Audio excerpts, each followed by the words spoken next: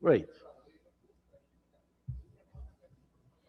And the Honorable Member, Mr. Mahi Paul, you're absolutely correct about private members.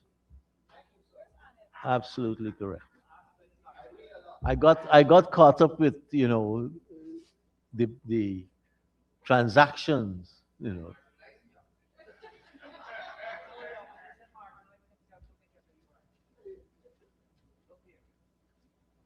Honorable members, we now look at Agency 16, and I propose the question that the sum stated for Agency 16, Program 161, Policy Development and Administration, current expenditure stands part of the estimates. Honorable Member, Ms. Finance. Thank you, Mr. Chair. Mr. Chair, through you, sir, could the Honorable Minister disaggregate the sum at line item 6291?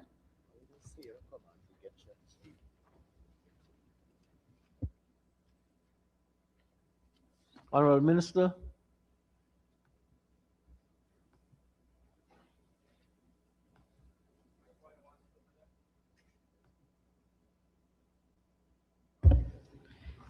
Thank you very much, Mr. Chairman. To the honorable member, 6291 National Order Events.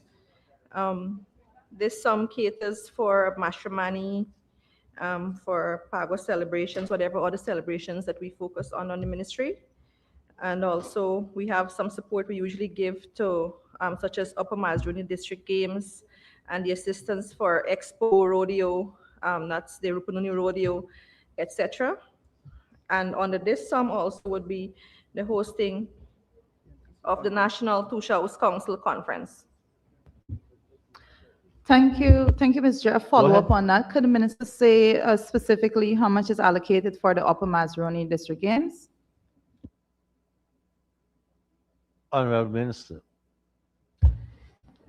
Thanks, Mr. Chairman. We have always given $3 million towards the Upper Maz District Games, and we'll continue to support this year. Thank you, Minister. MP Finance. Thank you, Mr. Chair. Could the minister turn her attention to line item 6242? Just let me check and see if the Honorable Member Campbell wanted to follow up on that. Okay, go ahead. I yield to. He recognizes you can't feel.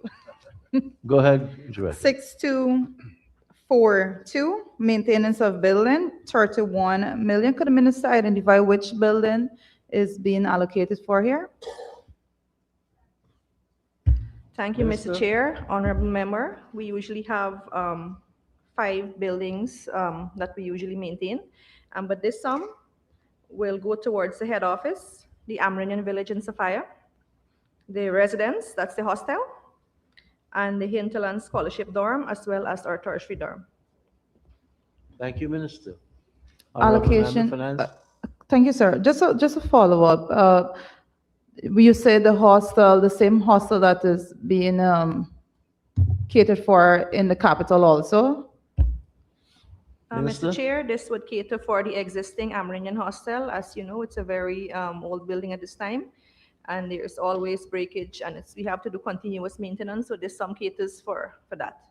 Okay. And could the minister also state, thank you for that response, Minister. Could you also state whether or not the hostel in Region 1, any part of this allocation is going towards the hostel in Region 1 or the one in Region 7?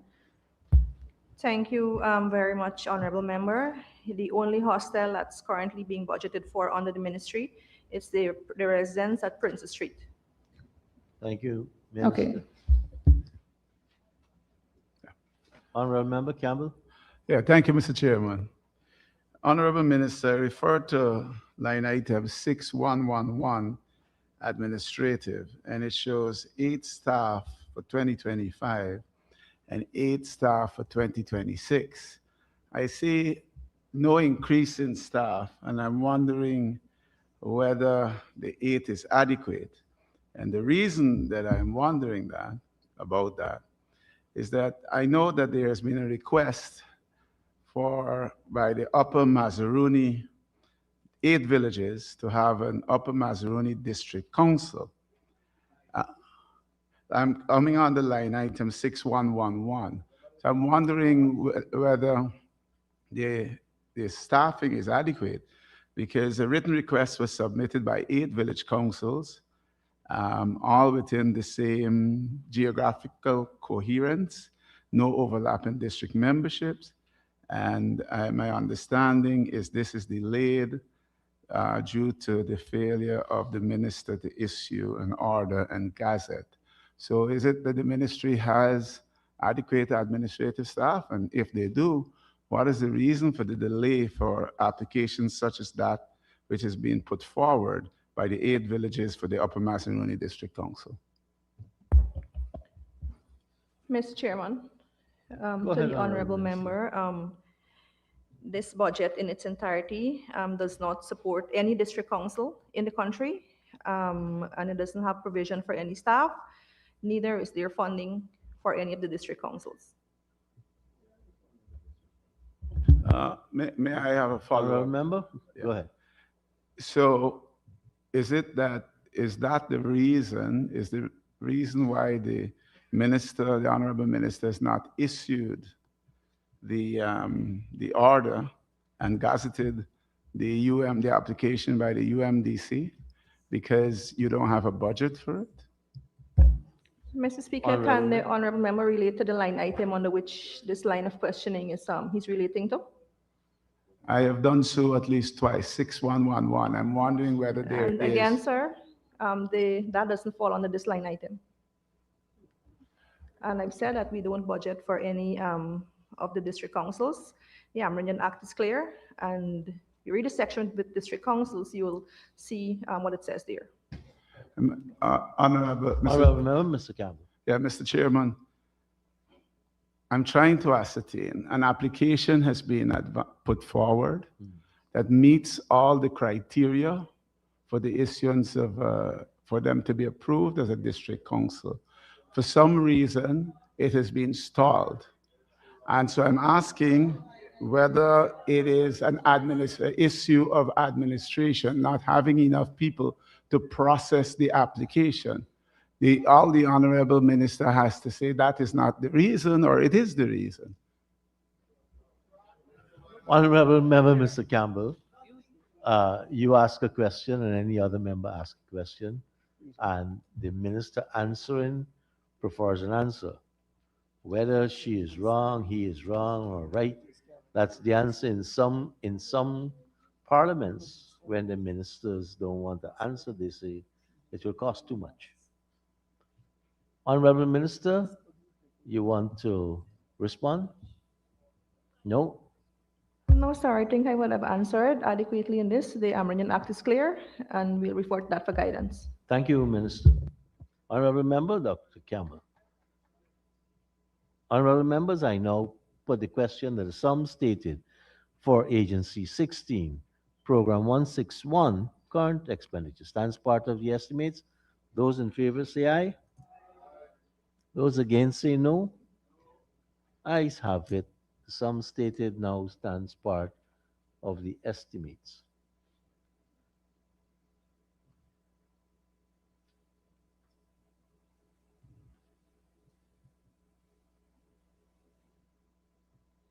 Just checking to see that we have a quorum.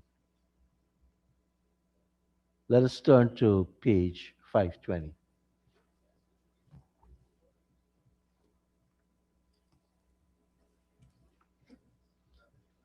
You want to join in changing the Constitution?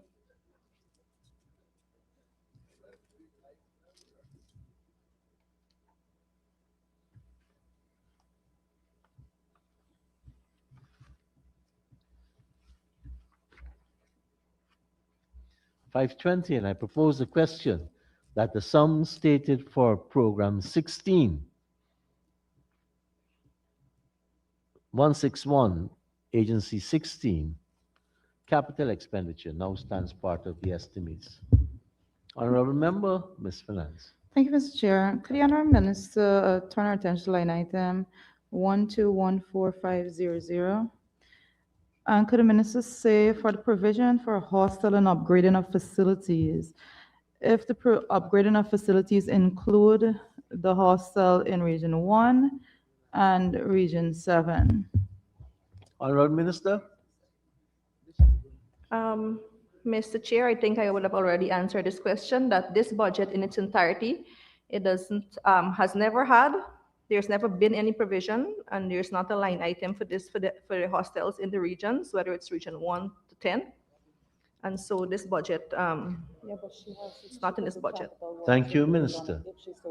Honorable Member, Thank you, Ms. Minister. Finance. Could the Honorable Minister say what a direct figure out of this total allocation, what will be going towards the hostel? Honorable Minister. Thank you, Mr. Speaker. So from this total sum that's allocated, we're going to be having to the current existing Amerindian hostel. There is some monies there for upgrade to the things like cupboards in all of the wards, and a part of the ceiling that has to be done. There's provisions to that, and also constructing walls and shelves in the stores, and also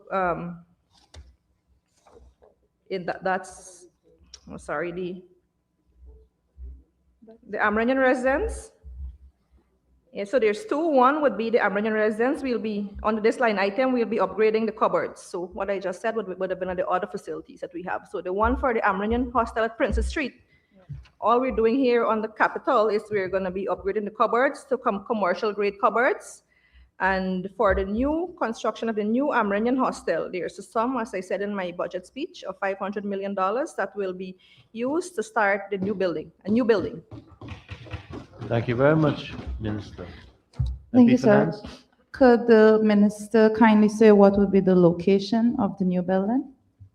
Minister. Thank you, Mr. Chair. So we currently have several areas that are identified, about 3 potential locations. We're yet to see the most suitable depending on factors such as accessibility. And when we have made a final decision on the location, the public will also be informed. Thank you, Minister. Could the minister say through you, sir, the capacity that the new building is looking to accommodate? Minister. Thank you very much, sir. And so we having, as existing now in the current building, we have 3 wards, one for male, female, there's prenatal. We're hoping to add, of course, more rooms. I have a potential, a preliminary design at this time that we're working with. Thank you, Minister. Uh, MP Finance. I was just trying to get if there was any specific number that we're looking at, given that we already have a costing for the building, we should be able to have a fair idea of how many persons the building will be able to accommodate, if that is possible. If you can divide a male or female or together. Yeah, so at any given time, we're hoping to have at least 350 persons. 350? Yes. Thank you. Thank you, Minister. Honorable Could- members. Go ahead. Continuing, sir, thank you. Could the Honorable Minister turn her attention to line item 24067000? Under this, could the Honorable Minister say, give the locations or the villages more so that would be benefiting from this allocation? Honorable Minister.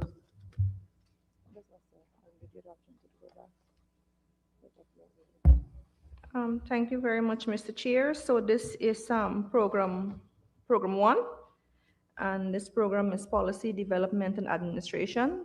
And so this is not for villages. This is for the ministry. Minister. Thank you. Honorable member. Honorable member, Mr. Mahi Paul. Thank you, Mr. Chairman. Mr. Chairman, may I take the honorable minister's attention back today? The new Amerindian hostel that is earmarked to begin with the cost of $500 million. The honorable minister was kind enough to say that there are 3 possible locations that they're looking at. May I ask the honorable minister, where are these 3 possible locations? And if the land is land that they will have to acquire from the state through Guyana Lands and Survey Commission, or does it belong to the government, as in government land? Honorable Minister.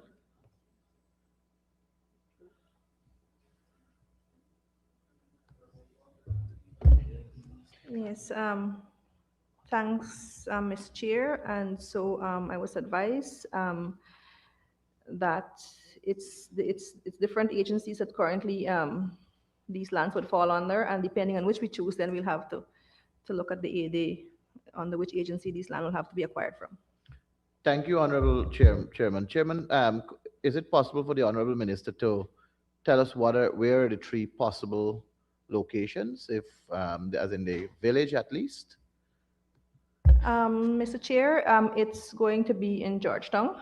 We're looking around the areas available along the highways where we can have access maybe to the hospital, more easier access. Thank you. Thank I you. haven't seen the land personally as yet, but it's there. Thank you, Honorable Chair. Honorable Chair, may I ask the Honorable Minister, in terms of the specs for the construction, the arrival of 500 million, and in terms of the modernization of the building, fire, escape, and all the other safety measures that we are expected to put in place to cater for unfortunate hazards if they should occur. And so, like they for water, sprinklers, and all the other things, fire extinguisher, all of these are incorporated into the design for the construction of this building. Minister? Thank you, Mr. Chair. So to give, to avoid all the back and forth, I'll give a brief overview of what this $500 million is for. And so the $500 million, it's we have, as I said, we have already a preliminary design. You know what that means. And so what we'll have to do is we'll have to get with the public tender, whereby a consultant will have to be identified through the public tendering process to do the detailed drawings. That's how much pile got to drive, etc. How much windows, more detailed. When we get that, this money should be able to take us at least. We'll have money to mobilization to begin the construction. My final question, Mr. Chairman, on this Go ahead. item, is it going to be how many stories will the building have? Because I heard you speaking about pile driving and so on. How high will it be going? Minister? Yes, so we're looking at 2 stories. Okay. Thank you very much, Mr. Chairman. Thank you. Honorable members, I now put a question that the sum stated for agent- Sir, before you put the question, Go ahead. Thank you. On line item, project code for the outboard engine and all-terrain vehicles. Reference number 70. The project code, sir, is 2406700. Land and water transport. I see a sum here of 12,100,000, and it says provision for vehicle, boats, and engines. May I ask the Honorable Minister if this caters for all the indigenous communities that use, that will be using in some cases boat and engines in the respective areas, and all-terrain vehicles for other areas? Minister? Thank you very much again, Mr. Chair. I think I would have already answered this question as posed by Honorable Member Finance, where I said that this is Program 1, and this will be for the staff. Thank you. Sorry, I didn't hear that answer. Thank you very much, Mr. Chairman. Honorable members, I now put a question that the sum stated for Agency 16, Program 161, Capital Expenditure stands part of the estimates. Those in favor say aye. Those against say no. Ayes have it. The sum stated now stands part of the estimates. Honorable members, as I am on page 20, I'll propose a question that, it's page 520. I'll propose a question that the sum stated for Agency 16, Program 162, Capital, stands part of the estimates. Yeah.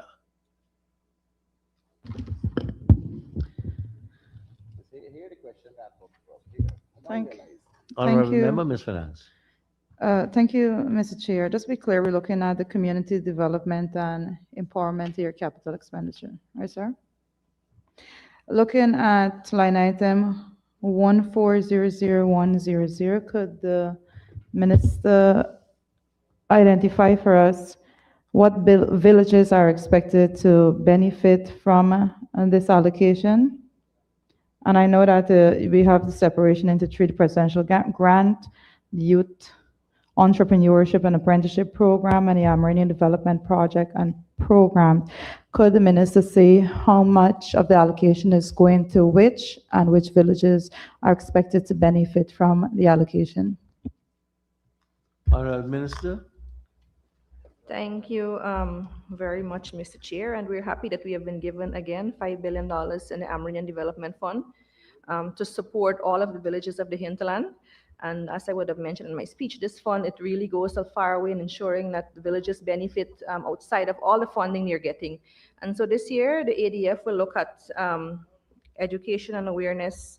As I mentioned in my budget speech as well, that the Amerindian Act, we're at the first phase, that's education and awareness on the revision of the Act. And so we have money set aside for that. And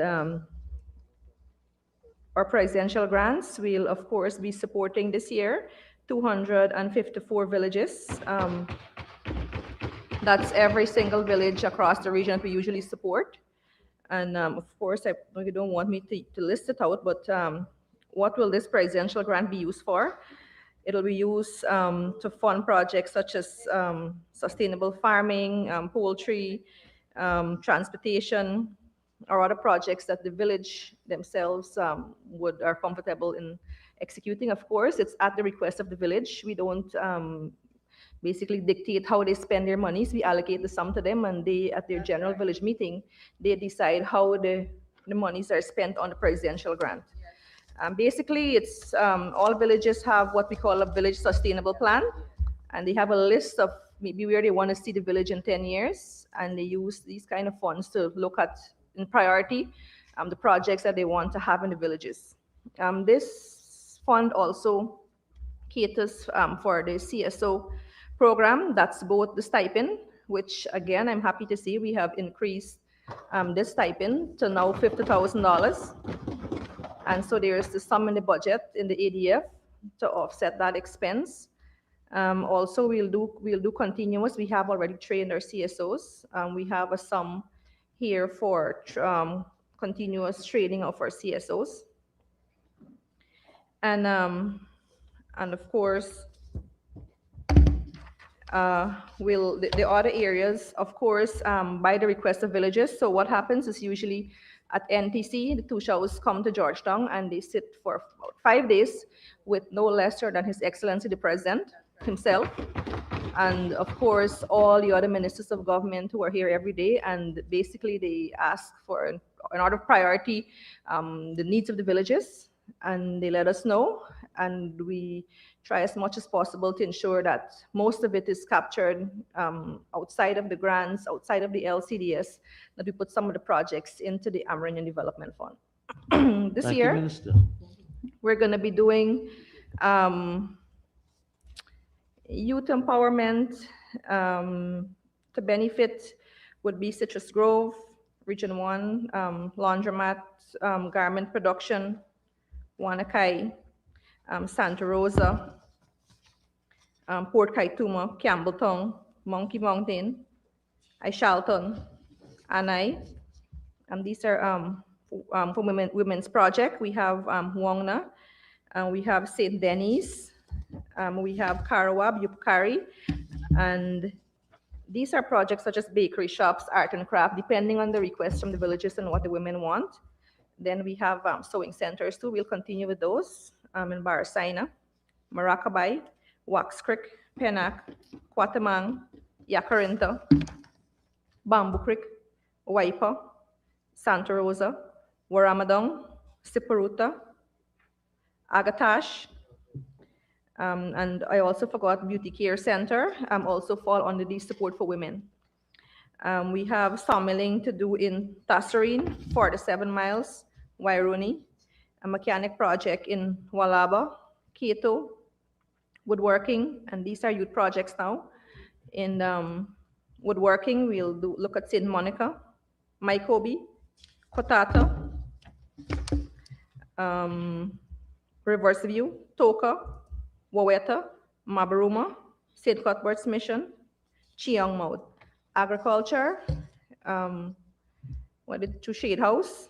The shade houses are Kamwata, Kairuni, Arsawa, Kwaiko, Tiperu, Paipang, Toka, Katunarib, Quarry, and Parapi. And of course, we have some there for us to have when we finish building these shade houses that we train the CSOs or those identified by the village council to be able to operate training in shade house technology. Some for that, and we'll also look at farming projects in 7 Mile Branch Road, Parkees, Waikaribi, Tobago, Anabisi, High Macabra, Three Brothers, Wakapau, Parima, Kaibarupai, Bashville, Waipa, Bamboo Creek, Taruka, Kakshabai, Paipang, Tipiro, Taushida, Para, Karasabay, Tiger Pond, and Katur, Kokrit, Asakata, Tobago, Imbatero, Barmita, Wax Creek, Kortuku, Arrow, Karsparo, Itabak, Bamboo Creek, Shiriri, Taushida, Parbara, and Rupanao. Support for cattle rearing on the request of villages again. Kaikan, Kaibarupai, Tusining, and Shulinab. Poultry projects again for young people in Laluni, Rincon, High Macabra, Conishin, Yarakita, Manawarin on water project, Can Hill and Fly Hill, Ruparti, Merawau, and Coles production at Shia. For tourism, we're going to be supporting Cariaco, Kibana, Akiwini, Lower Bonasica, Saxakali, Aro, Kaburi, Korokabaru, Quatamang, Aishalton, Apateri, Sand Creek, Rukamutu, and Masara, as well as Warmuri, Saxakali, Tigerbone, Banakari, Sorama, Kako, Paramakatoy, Great Falls, Kopinang, Rockstone, St. Ignatius. Agro-processing, Asakata, Kimbia, and of course, Village Benabs, and this will be made out of Chuli as well for culture. So we'll have Village Benab at Kapui, Circuitville, Cashew Island, Itabak, Arsawa, Kako, Kokshabay, Apateri, Crowdarno, Simoni, Baitun, Katunarib, Anay, Aishalton. Sports facility, Baramita, High Macabra, Eclipse Falls, Santa Rosa, Cobrimo, St. Denis, Tapakuma, Bashaizon, Falmouth, and community building at Smith Creek, Whitewater, Tasserine, Red Creek, Quarry, Merawau, Kwaiko, Village Office, Barima Coriabo, Kortuku, Chenapau, Ruperti, Shulinab, Parkwarno, Wiki Kalkuni, support for sports development, Pavilion, Cartabo, Chinowing, Abao, Princeville, Taruka, Rukamutu, Tiger Pond, St. Ignatius, Great Falls, Moblisa, Ibini, Mortaro, Paramakatoy, Oriala, Monkey Mountain. Floodlights or grounds will help to support some of these as well, while we acknowledge a lot is being done by the Ministry of Culture, Youth and Sport. It's 254 villages, and we have to support as well because Ministry of Culture also has the entire coastland, the entire Guyana. So the more we're happy for the support. At 2 miles shortcut, 1 mile, Mabruma, Wanaina, Canal Bank, St. Denis, Mainstay, Saxakali, Jawala, Oriala, Paramakatoy, Kopinang, Karasparu, Kanapang, Arnaputa, Sawarawao, Pataranao, Yakarinta, Wiki Kalkuni, and Kimbia. Catwalks at Kokrit, Kako, Riwa, Karya, and Kapui.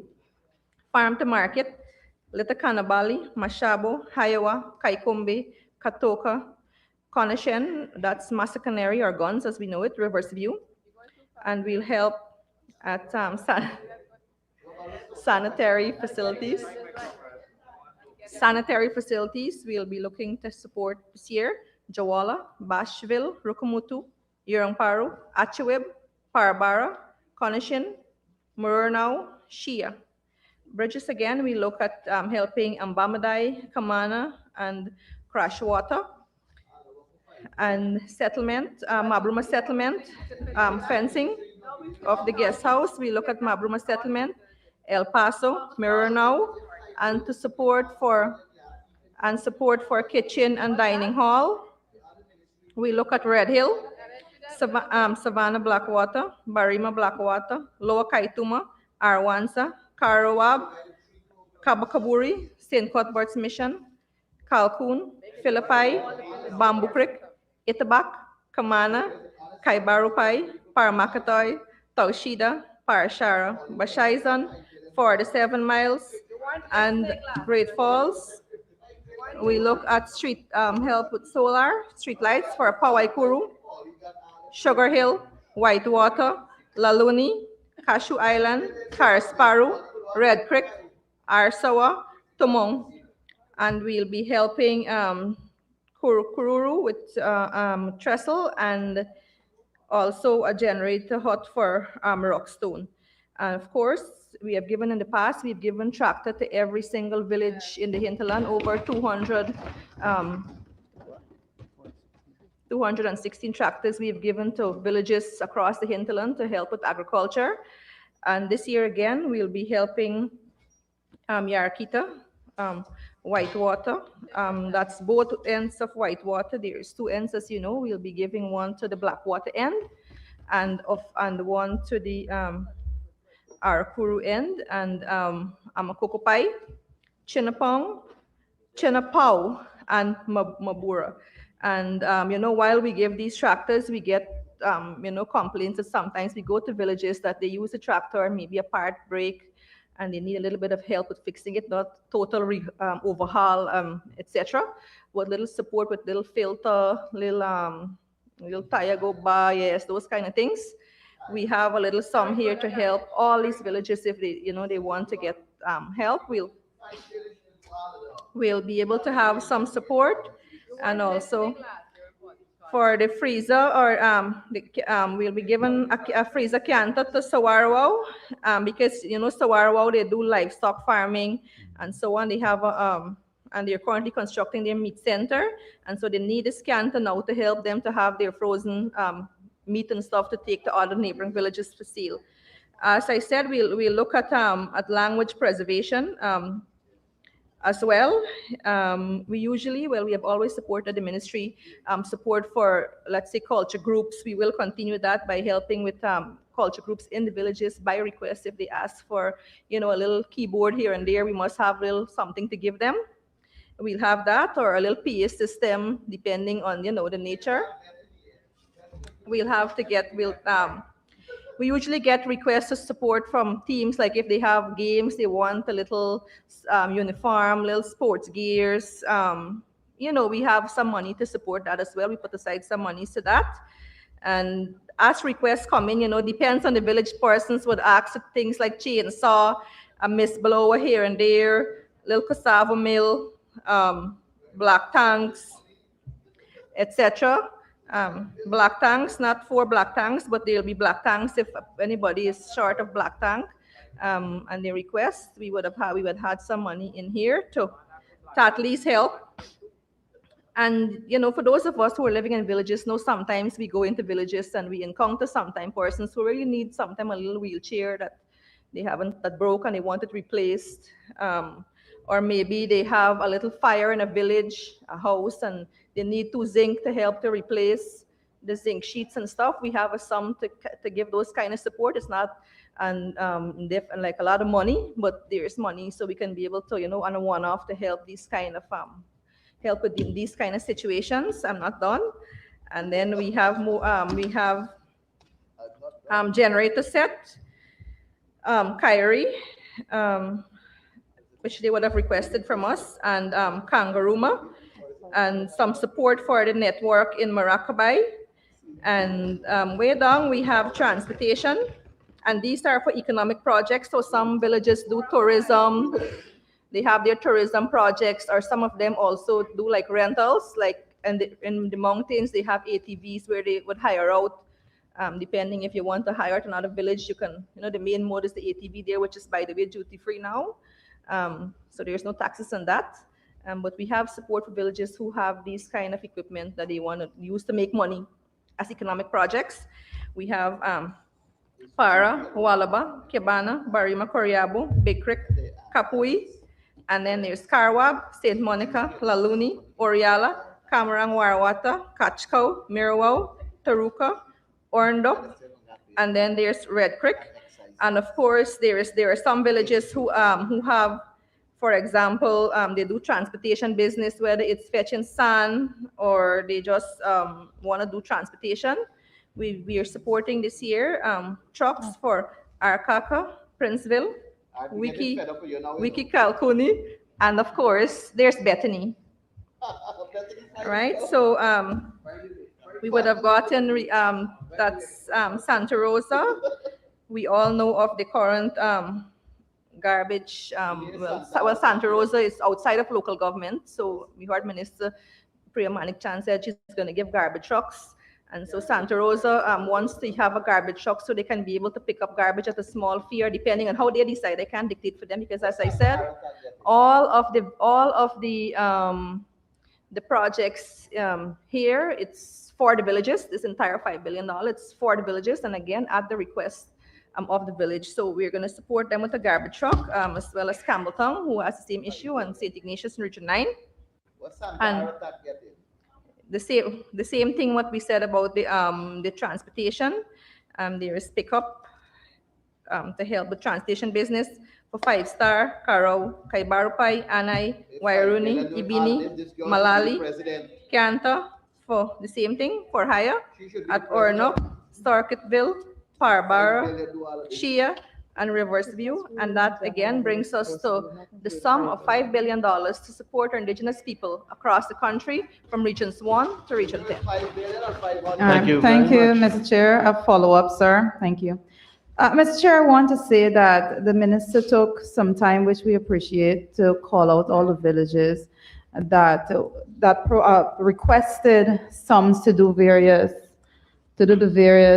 implement the various plans that they would have put forward. I want to ask the ministers, I'm going to ask two questions together. The first question is, how do we move these projects? When we talk about indigenous projects, throughout the years, you would see it just being community-based. What is the plan of the ministry? That's my first question. What's the plan of the ministry to actually move these projects and expand these business ventures for indigenous people, so it's just not stifled at the level of the community and just there to basically help daily bread and butter, so that indigenous people will be able to expand in business? That's my first question. My second question is, how is the ministry monitoring these projects to make sure that the projects are actually being implemented? Because you just went through a very long list. Yes. And it sounds very nice to the public and all of that. But then when I look at the volume 2, very much under the same program,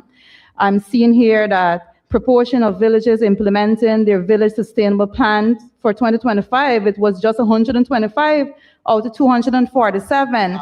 So it begs the question, and all the monies were spent based on the line item that we're looking at here. That said, for the money spent, it was 4,999,788,000.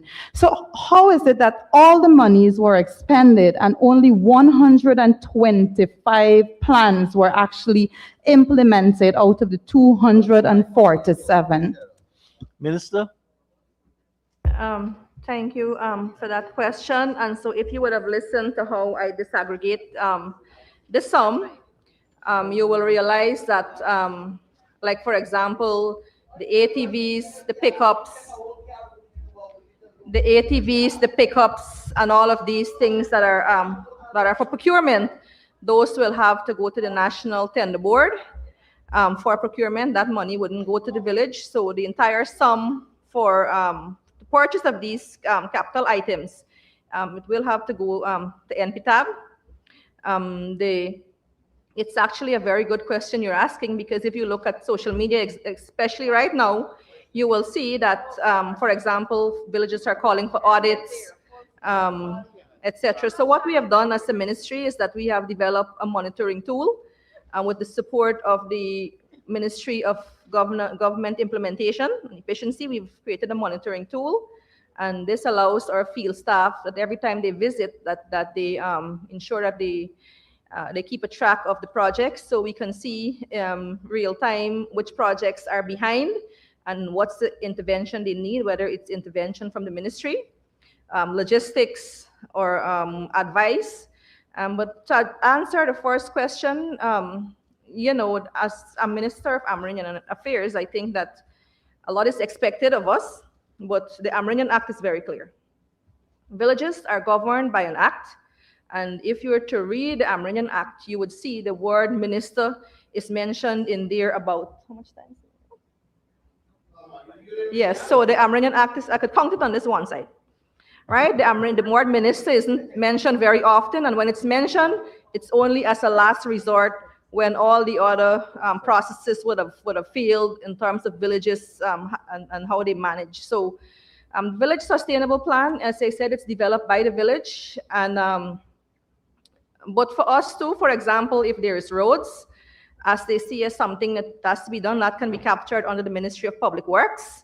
Whether it's electricity, while we support, they have also the other agencies that support. Because like I said, villages, this is not all that's in the budget for us as Amerindians, but all the other agencies too have funding in there to benefit Amerindian villages.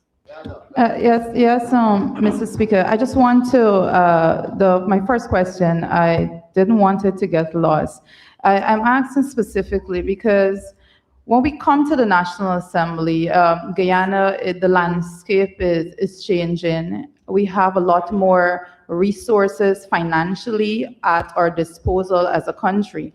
So when we come to development projects and that we are looking to implement or to support within the various communities, I want to know what is, if the ministry has a plan when it comes to integrating the village plan at a national level. And if I can be more specific, you did go through agricultural projects in the various villages that you will be supporting there.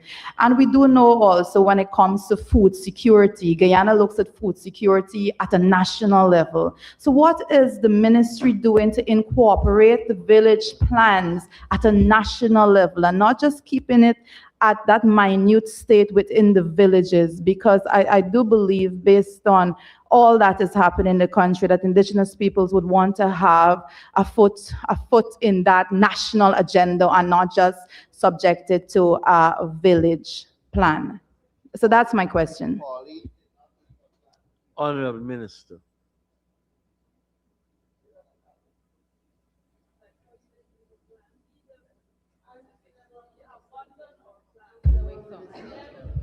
Yes, so thank you very much for that question, and through you, Mr. Chair, to the honorable member.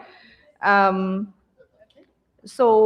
you would have mentioned there, how do we tie into the bigger picture? How do we use these kind of funding and you're right in what you would have said, in that what's happening right now in villages, it's unprecedented. We have never had this kind of investment going directly to villages before.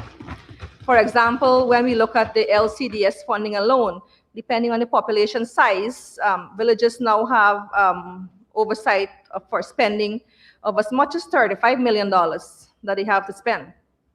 And we're also giving them additional funding, and it has been a concern for us, not only myself, but not only under my tenure with Minister Pauline's as well, as to the execution. And what we would have done at the ministry is we try as much as possible to, if we see villages are not the council level, that they're not forthcoming in terms of they're behind, and then there's like issues of accountability in villages, we try as much as possible not to give them additional funding until we can be able to sort out the issues they're having before we give them more funding. And we're hoping that and what's happening right now is that if you haven't spent out your first tranche of money, well then, we're skeptical in giving you more money. So you have to come with your receipts, etc. It's not a form of micromanaging. It's not a form of trying to dictate, but it's trying to help villages account for monies. And like we all say, it's all about the taxpayers. It's funded, and so there has to be some amount of accountability as well. And which we have put, and we will continue to put the checks and balance in place. But like I said, on the national scale, we take FPIC very seriously.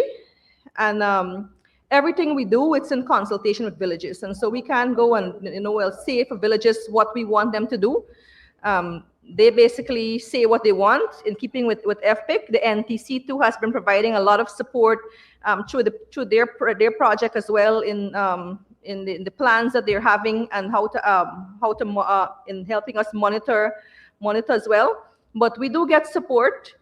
For example, you mentioned the farming projects. And so for those kind of projects, when we execute, we collaborate with NARI, who we have a very good working relationship with. They help us with the technical support in terms of the crop, what type, what would grow in what kind of soil, and then they help us to that technical aspect. And when we're finished, if it's agro-processing, the Guyana Marketing Corporation also puts us into that bigger picture of helping us to get markets depending of where the villages are. And if you would have listened to Minister Zulfi's explanation, we would have heard him say about the hinterland villages too, where the Guyana Marketing Corporation is helping to get markets so that we can be able to be a part of food security and our produce is out there and we have the markets. And so through the Ministry of Agriculture, we do get the help for the technical support and the market. Thank you, Minister. Thank you. Mr. Chair, just one final question. ahead. The minister did mention that there's a monitoring tool that they're using now. Is that there a specific name to that monitoring tool, or just internally it's now being implemented? It's implemented or will be implemented in the future? Well, we already have that. It's an internal check and balance for us. Thank and you. it's already, the CDOs have been trained already on how to use this. And as I said, the Ministry of Governance and Efficiency, Governance Implementation Efficiency have been helping us in putting together this. So when the CDOs go out to villages, they can keep track of villages, the images, that's what's on the ground, for the capital works that they're executing, the status of the infrastructural works and so on. So if, for example, we see a project that's at a standstill for about a month, we can then be able to question, well, why is this happening? What can the ministry do to support? Do you need help? Is it logistics concerns? Is it that there is mismanagement in some way? Do we need to send someone to check? And so this will help us greatly. Thank you, Minister. Honorable Member, Ms. Dawn Hastings-Williams. Thank you, Mr. Chair. Thank you very much, Honorable Minister. I must commend you for all the projects and the plans that you intend to do with the $5 billion. However, my question, looking at 2025, are we to understand that you only receive 125 village sustainable plans out of the 247? If so, that's my first question. Second, I see you have intentions to get 247 out of 247 this year, which is commendable too. What are the strategies you have in place to ensure that all 247 communities submit their village plans? Honorable Minister. Mr. Chairman, can I please ask the honorable member to refer to the line item under which the questioning is, she's posing this Honorable question? Member. It's the same line item 1400100, community development and plans, but I'm looking at volume 2 under the same community development and empowerment.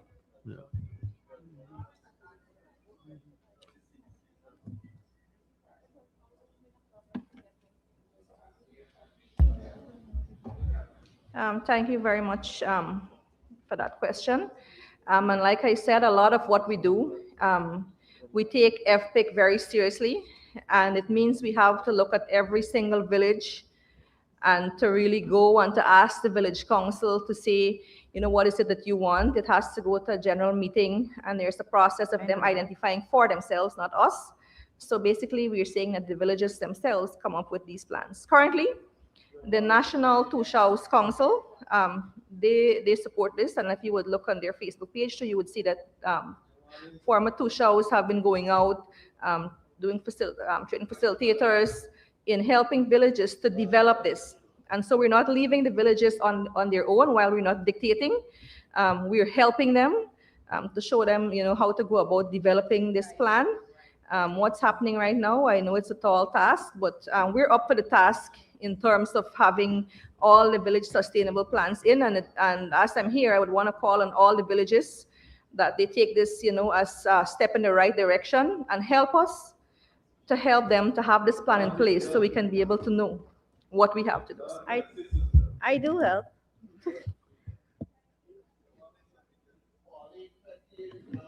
Honorable member. Thank you, Mr. Chair.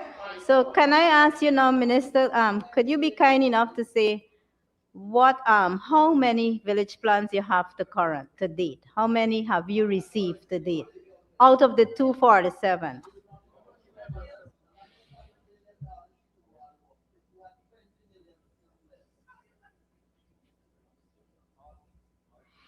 Honorable Minister. Yes, so, Mr. Chair, under the LCDS program, I am so advised that in order for us, that for the LCDS, that we'll be basically having these village sustainable plans to see how the villages would want to spend their LCDS. So we look at it when they're requesting money, we're saying, please keep in, you already made your plan, it went to VGM, the village general meeting decided what they wanted. So let's try as much as possible to use your carbon credit funding to be able to fund some of these projects that are within the scope. And like the VP said, we don't expect them to use their LCDS to fund things like roads. That's, the Ministry of Public Works has been doing a really good job in terms of having the hinterland roads and stuff completed. But I'm advised that under the LCDS, 188 is the total number of villages. That was submitted as of December. Thank you, Minister. MP Williams. Thank you. Thank you very much. So 188. Did you say 188? Thank Chair, you. My other question is, it is also commendable to hear that the villages are now receiving tractors, generators, ATVs, outboard engines, some pickups. Some I know have buses. They have received buses. Now my question. Go ahead, Honorable Member. My question to the Honorable Minister. It is good that we are providing these modes of transportation. However, my question, to date, how many young people, whether they are CSOs or any other young people, have you trained so far so that when this ATV breaks down, the generator breaks down, they don't have to fly them out? How many young people have you trained to this date in the areas of these skills, like little motor Honorable Member, mechanics? is this the right line item? Yes, under the same 5 billion. Thank you very much, Mr. Chair. And as you rightly said, I can only answer for the training that was done under our ministry. And as we all know, there is for example, the WIN program, who also train women. Yes, WIIN, the WIN program, who would train women if there is, for example, garment construction. There's also the Board of Industrial Training, who also do a lot of training in the hinterland. And so those would be captured there. So I can't answer for all the youths in the hinterland, but I can only answer for those that we have trained in our budget in keeping with the Amazonian Development Fund. And so to begin, last year, we have trained in small engine repairs. We have trained a total of 100 participants. That's under the CSO program. We've trained 100 in small engine repairs. Of this, what's important to note is 13 were females and 87 were males. And these persons were trained in regions 1, 4, 6, 7, 8, 9, and 10. Garment construction, because as I said, we also gave a little sewing machine here and there, and depending on the request that comes in as well. Garment construction, we would have trained 120 persons. Of this, 7 were male and 113 were female. And these were in regions 1, 7, 8, 9, 10. Tourism and hospitality. We have trained a total of 60 persons. Of this, 15 were male and 45 were females. And this was done in regions 1, 2, 6, 7, 9, and 10. Tractor driving and maintenance. We have trained, last year, we have trained 100 persons in tractor driving. All 100 were males, but in the past, prior year, we have had a few females too who would have been trained before, but I'm going to answer for last year. We have trained in all the regions, we have trained our CSOs in tractor driving and maintenance. Business proposal writing, we have trained 40 young people. Of these, 18 were male and 22 were females. This was done in regions 1, 2, 3, 4, 7, 8, 9, and 10.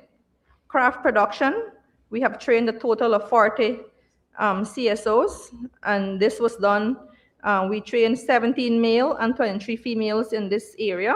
In regions 1, 2, 3, 7, 8, 9, 10. Cosmetology, we have trained 20, and all 20 were females. In regions 1, 3, 4, 8, and region 9.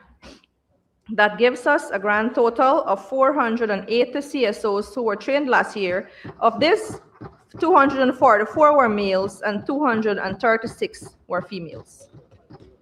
Thank you, Minister. Honorable Member, Ms. Williams. She did this and more. She did this and more. Thank you very much, Honorable Minister, for your answer. I may be guided. I don't know if I can ask this question under the same community development.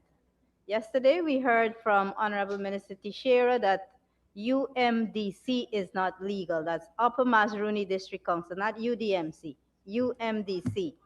Now, to my knowledge, I understand that the two shows had made a request to the ministry. Could you say to this house if you received that request?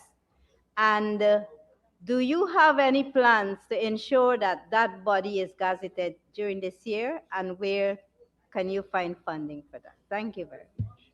Honorable Minister. Mr. Chair, maybe if the member had been here on time, she would have heard that this would have already been one of the questions posed, and I think I would have answered that question sufficiently, sir. Thank you, Minister. Honorable Member, Ms. Williams. And this will be the final question on the Amerindian affairs. Mr. Chair, sorry, I had a, Mr. Chair? Honorable Member, Ms. Amanza Walton. Thank you, Mr. Chair. Just a follow-on from what the Honorable Member Hastings asked. Honorable Member outlined an interesting, robust number of persons trained, etc. I was wondering, what is the program to make sure that these persons who are trained are actually employed? Is there a matching? Please, allow me to ask. I understand that. I'm allowing you to ask. No, so, I don't know. Mr. Chair, my who's talking. apologies, my Okay. apologies. No, I was just wondering, in terms of, yes, they're CSOs, et cetera, and they're employed in that capacity. Is there any program, I wonder, for them to be matched for the specific type of employment? I'm just asking for information purposes. Honorable Minister. Thank you very much, Mr. Chair. So while as she mentioned rightly, the honorable member mentioned that we have these are part of the CSO program, and so the CSO program from its inception, the inception of this program, when it started, it was not something that should be a permanent employment. It's something to help us to build the capacity of young people so they can move on to something much better. And we have had a lot of success stories, as I said in my speech, that we have seen CSOs elevate to whether it's teachers, community health workers, nurses. They've gone on to become two-shows, village leaders. We've had a mayor, a deputy mayor coming out of the CSO program. We have some, in other parts of the public sector, we have CSOs would have trained and would have elevated themselves to other positions. But as I said, not everybody, like for example, is made to be a doctor. There's still some of us who have different abilities. And for me, if you're a tractor driver, you know you have training, you can then go out, get employment with private companies. If you do craft, you can be able to open your own craft business. Cosmetology, we're investing in cosmetology centers. As I mentioned, you can have an employment too at the cosmetology center, where you can be able um, to do private jobs, persons based on the request. Small engine repairs, with the amount of engines that we're giving out to the villages, at some point in time it must break, and these very CSOs will be the one who will be, and of course when they do the repairs outside of their work, they'll have to be paid, they will need to be paid for the services that they're providing. So thanks for the question, Honorable Member. Thank you very much, Honorable Minister. Honorable members, I am now 2 minutes over the time allocated. We started at 5:57. We're at 6:59. So I now put the question that the sums stated for Agency 16, Program 162, Capital and Current, stand part of the estimates. Those in favor say aye. Those against say no. Ayes have it. The sum stated now stand part of the estimate. Thank you very much, Honorable Minister and your staff, for taking us through your ministry and agency. Thank you so much. And let us invite the Honorable Minister of Public Utilities and Aviation, the Honorable Deodat Indar, and his staff to take us through his ministry. I invite honorable members to turn to pages 184 and 185.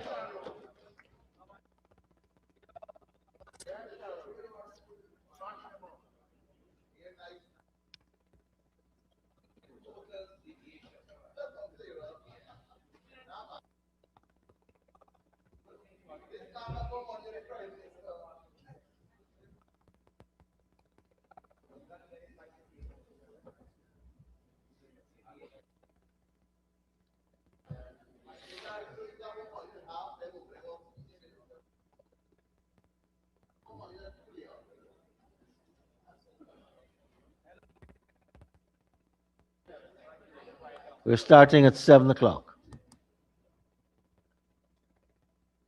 Honorable members, I propose the question that the sum stated for Agency 34, Program 341, Policy Development and Administration, current expenditure, stands part of the estimates. Honorable members, I put the question that the sums, Honorable Member, Mr. Manzo Walton Lizzie. Thank you, Mr. Chair, and I will seek your guidance on this matter. This is, of course, a new ministry, and we see a total appropriated sum of 131,723,000. While it's not directly tied to, it's tied to the total appropriated current expenditure. And then there's some other expenditures laid out. I'm interested in the maintenance, the rental of buildings at 26 million. I'm just seeking to confirm that this is the new building that the ministry is renting. Honorable Minister. And where is it located? Mr. Chairman, please forgive my voice. I'm not 100% today. Seems normal. Mr. Mahipal, Honorable Member, the voice seems normal. Thank you to the honorable member for the question. Indeed, this ministry is a new ministry. The building that we occupy was a building that was rented by the Ministry of Natural Resources. And we went into the building and we have extended that rental And this is the cost associated with that rental for this budget year. Thank you, Minister. Thank you, Minister. It's a follow-on, and Go ahead. I want to say to the honorable member in there that this is, I'm not trying to do gotcha here at all. Just literally trying for us to understand the role of your new ministry and how does this program 341 interface with the other programs, and what are the mechanisms for monitoring and evaluation that you intend to put in place, given that you are coordinating a rather significant ministry that's comprised of a number of statutory agencies, etc. Honorable Minister. Thank you very much for the question. So maybe I can give a flavor to what we are doing at the ministry so that the understanding of coordinating efforts can be shared. So the ministry has a total budget of 140 billion capital spend between the various agencies. Those agencies, let's say for example, MARAD, Maritime Administration, they have their own office, their own board and so on. GWI, same thing. They have their own office, their own board, their own management. GPL, same story. They have their own board, their management, their own buildings. The only people that are in this office is the secretariat staff, the director general that sits here with me, Mr. Alfonso de Armas, he's at the ministry. We have the MP, who is Tanai McAllister. We have the aviation advisor, and we have the hinterland airstrips engineers, about 6 to 8 of them. The building cannot accommodate more people. Because of a shortage of government buildings and rising rent in the city, I believe that we actually got this at a deal. Thank you for that, Mr. Chair. I have a follow-on. The Director General, and forgive me because I didn't research, what are the specific functions of the Director General vis-a-vis a PS, for example? So Mr. Vishal Ambikar is the PS, recently appointed. Mr. Alfonso was appointed similar time as me in September of last year. His job is really to assist me and the ministry with the operations aspect of it. This ministry, as you said, is a large ministry. Some of the major transformative projects are under here. And as we examine the estimates as we go on, you will see them. So we need the help as a management in terms of overseeing the various sectors that we have, whether it's maritime affairs, aviation services, water and expansion, whether it's we do assist the Prime Minister's office with managerial functions with gas to energy as well, all those other things that we're doing with at Wales. We also have hinterland electrification on those too. So there's a lot of moving parts.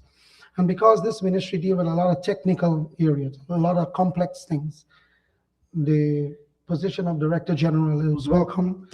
Mr. Alfonso is a earned professional, very astute person, and I value his service to the country. Thank you, Mr. Chair. Just a follow-up comment. I really agree with you in terms of the technical density of the ministry that you carry. You referenced the MP that I know has a particular maritime expertise, and the other gentleman that does aviation. Is it your intention that these persons within your office will function as the focal points for the various sectors so that your coordination comes together? Well, thank you, Honorable Member, for the question. So that is exactly it. Okay. So Mr. Alfonso has been on the board of GWI for some time. He has very intimate knowledge of that sector. Not that that is his only function, but he has intimate knowledge of that sector, so I rely on him. Mr. Andai McAllister, who is our Guyana's IMO rep, the International Maritime Organization rep for Guyana, is the MP. So I rely on her for all matters pertaining to the maritime sector. Mr. Schumann is an aviation advisor. I rely on him and others at the GCA for aviation regulations, the entire apparatus in the country, I rely on them for that aspect of it. So you are right, persons that are in the ministry have specific functions in the at the enterprise level, whether it's in water, whether it's in power generation and so on, aviation Thank you. and maritime. Thank you, Mr. Chair. I just wanted to, and I'll end by just saying that I personally haven't worked across those sectors. I'm very happy to see this carve out in terms of a ministry because they're very weighty areas and they could do with specialized attention that I hope your ministry, your new ministry, will bring. Mr. Chair, that is it for me.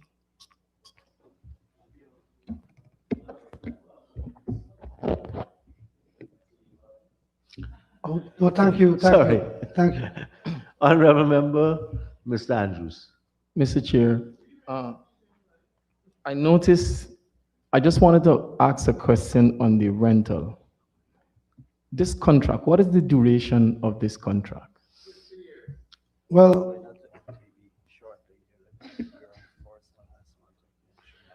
yeah, so we are at the last month of the Ministry of Natural Resources contract period, and we are gonna do it, we're gonna extend it, but we are already in negotiation with them.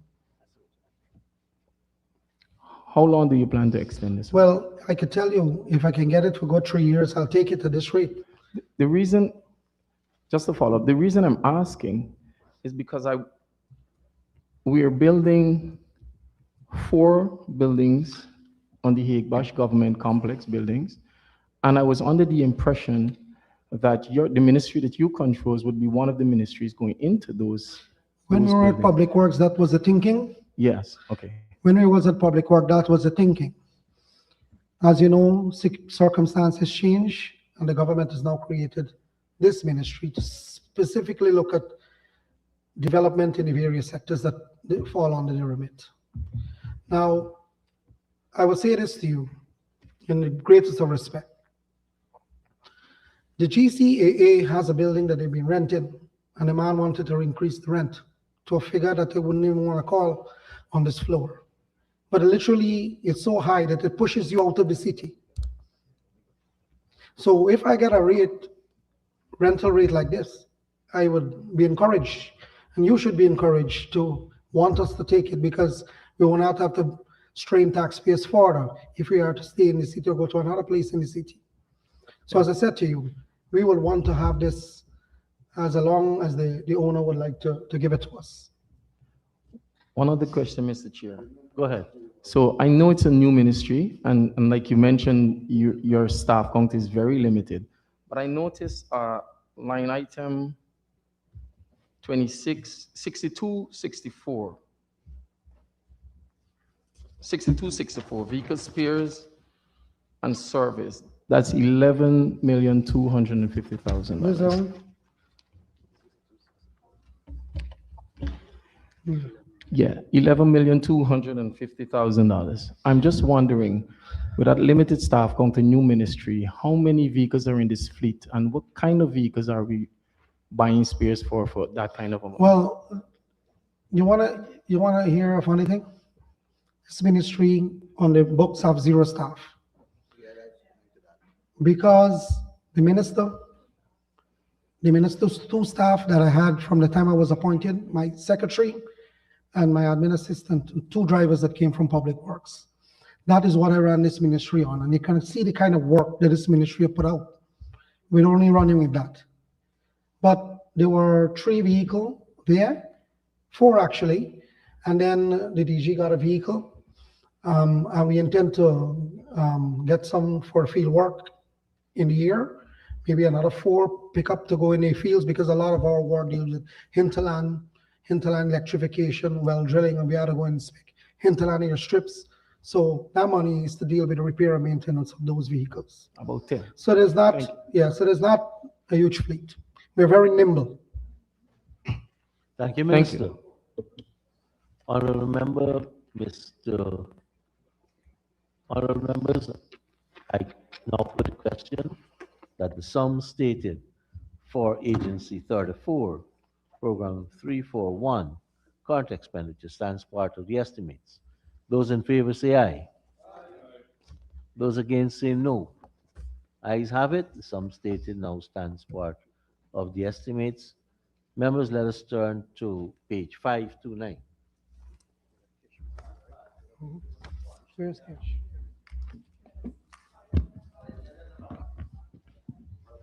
And I propose the question that the sum stated for Agency 34, Program 341, Capital, stands part of the estimates. Honorable Member, Ms. Amanza Walton Desir. Thank you, Mr. Chair. I want us to look at it's a small allocation of $5 million.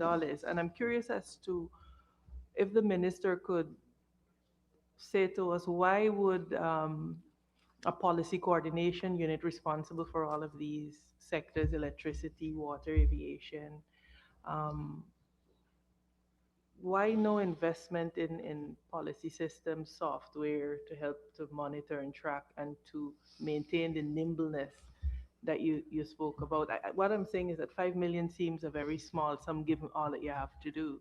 Thank you. I'm glad to see that we work with a little. So, thanks for the question. Thanks for the question. So, Honorable Member, that is just for the office equipment and those things we need to totally outfit the office, that 5 million. But systems that we develop to monitor are done through the Ministry of Governance and Implementation, which is a massive system that government has rolled out to deal with dashboard, to monitor projects for every agency under our remit. So that is a central system, and we feed off of that system. If we need anything to deal with any kind of other IT related, we use NDMA's resources. So we don't have to budget for that in here. But that does not preclude us from having the tools to get the work done. Thank you, Minister. Honorable Member, Mr. Maipo. No, sir. Honorable Member, I now put a question that the sum stated for Agency 34, Program 341 Capital, stands part of the estimates. Those in favor say aye. Those against say no. Ayes have it. The sum stated now stands part of the estimates. Let us go back to pages 186 and 187.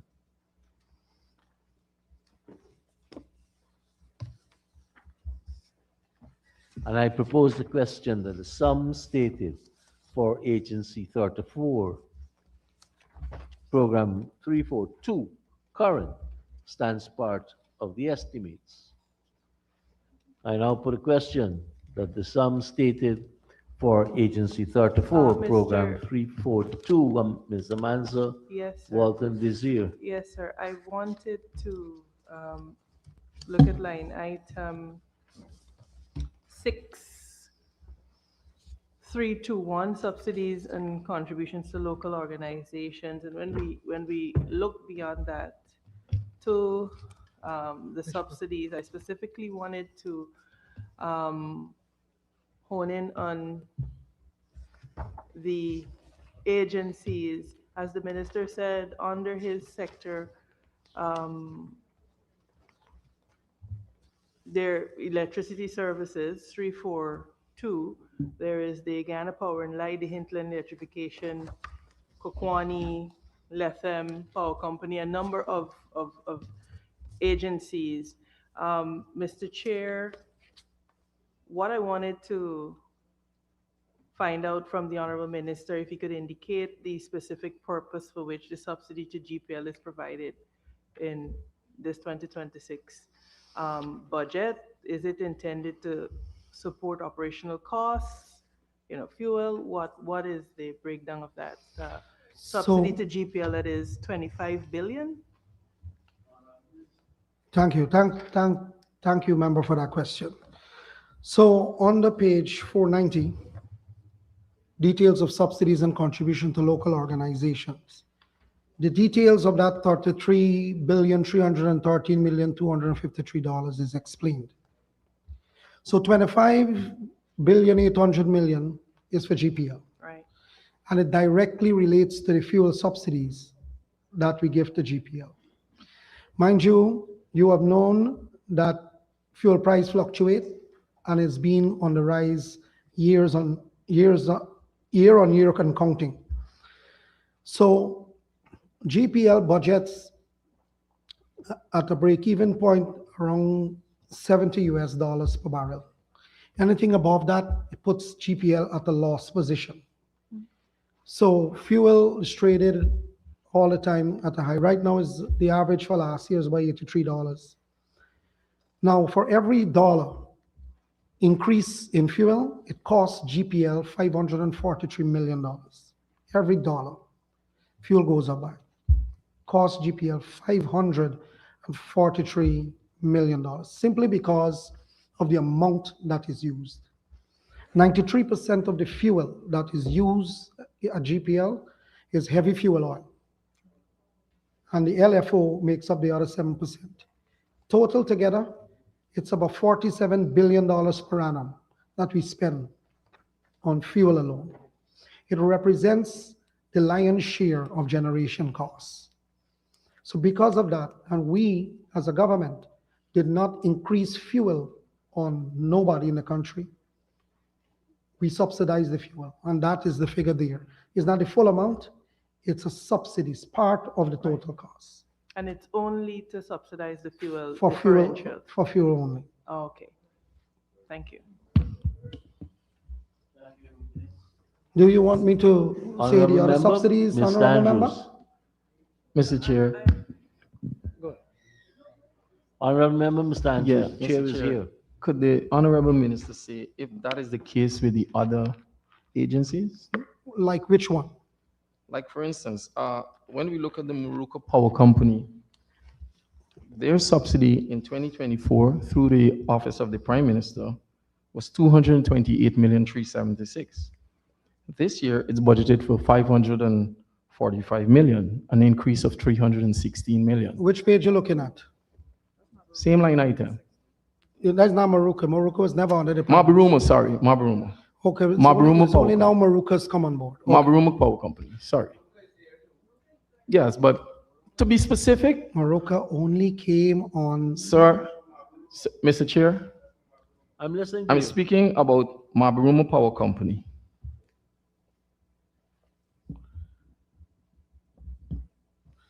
And your question is the My same situation with my GPL? question was if the same thing obtained with GPL in terms of the subsidy. So the scenario is not the same, but the money is for fuel. So the scenario, as I painted with GPL, is not the same for these small power companies. So let's go. So Mabaruma, 545 million, it's for fuel. But every part of the country that receives fuel receives it at a different price, as you would know. Fuel at a point, I have to be transported. The transportation cost makes up for the difference in costs at the various spots. Let them be in the most expensive. Right, so it is not the same, but all of the monies here are for fuel except for Kwakwani. Kwakwani, because it's not just a power company, it's more other utilities, water and other things. The subsidy for Kwakwani represents fuel and other areas because it doesn't act as just a power company. And we have in there for Kwakwani how much? 95, how much is Kwakwani there? 998 million. Thank you, sir. Thank you. I have one.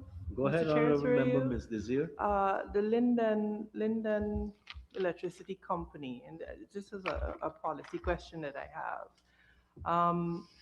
I want to know whether the minister can confirm that it remains the policy of your ministry and the government for the Linden Electricity Company to continue operating as a distinct electricity service provider in Linden, serving Linden?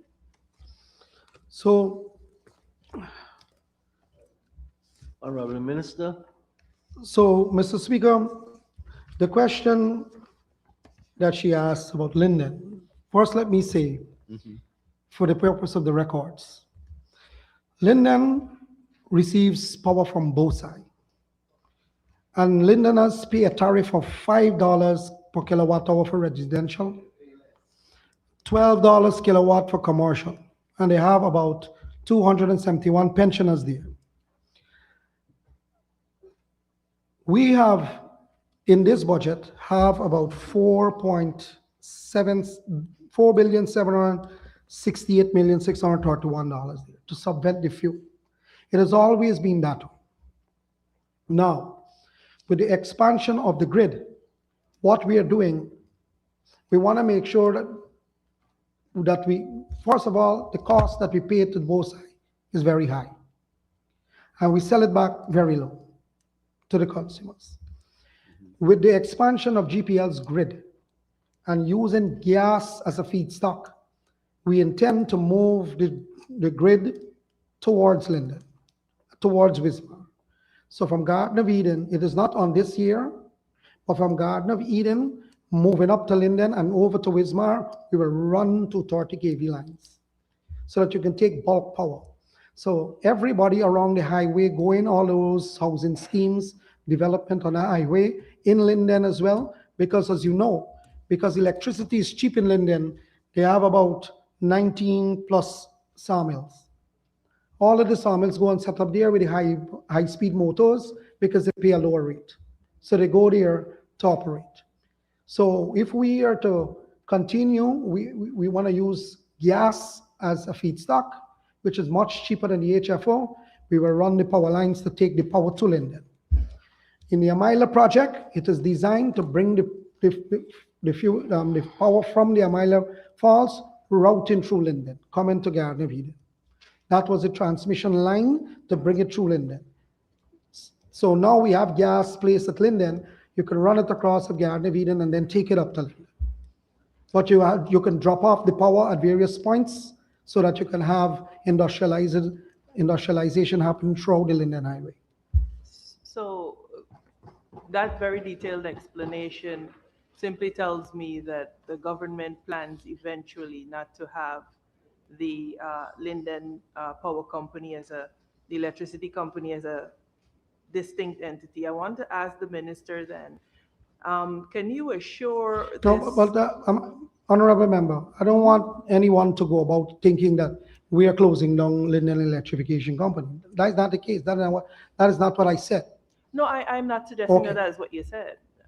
What I'm about to ask is whether you could assure us that any of the future changes affecting LEC will be preceded by consultation and full transparency with the community. Yeah, we have always done that. And I could tell you the folks up in Lenny Avery Trim and the team, they are doing a fantastic job. Now, I want to also say to you that although we are moving power from the grid, BOSA itself is putting in solar energy because they need to grapple with the demand. The demand moved from 8 megawatts to 12 and counting.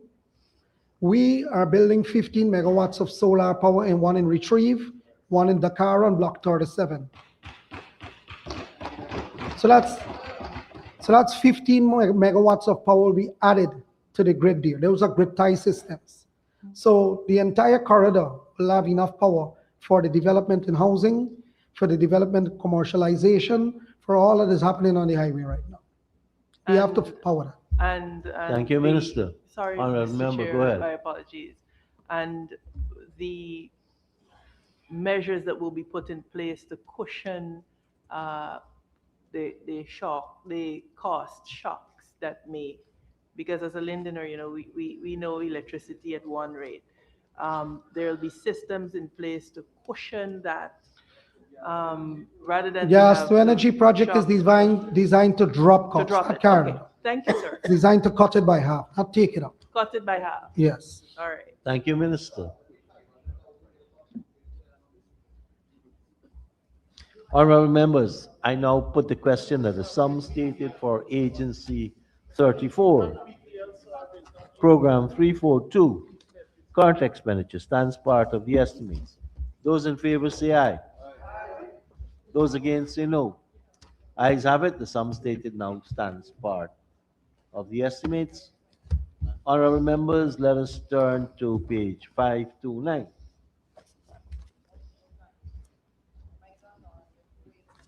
And I propose the question that the sum stated for Agency 34, Program 342, Capital, stands part of the estimates. The Honorable Member, Mr. Mahipon. Thank you, Comrade Chairman. Comrade Chairman, if I may turn the minister's attention to project code 2609800, Energy Matrix Diversification Program, a sum of $2 billion, and the specific is 1.7. We are putting 300 million towards this project, which is a project that was initiated and conceptualized in 2019, the 1st of January 2019, with a planned duration until December of 2027, sorry.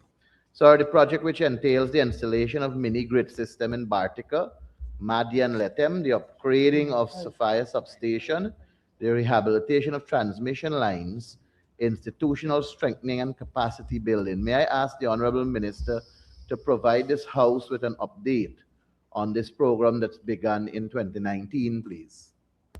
Honorable Minister. Honorable Chairman, you can never accuse the Honorable Member of not being a very astute politician. But I know which tree is barking up. Mr. Speaker, Bartica solar mini grid is in place and working, integrated with the power system that they have in Bartica. Right, there are others under the energy matrix that are completed and some that we're still working on. But in that sum, there was a project called the Line 5 from Kingston, the corridor from Kingston to Sophia. So power is generated in Kingston, about 55 megawatts, thereabout, and it's transmitted to Sophia where it's dispatched across the country. The upgrade of that line is what is part of that project. It's currently being constructed, albeit delays. We intend to get it done, but that is one of the projects. And the other one is line 1 and line 3, which is on the East Bank corridor. Mr. Speaker, there was a time when there's a lot of trip that is happening on the East Bank corridor, and I want everybody to know. The problem there is because of the development on that one side. The transmission line was only designed to take about 6 megawatts of power.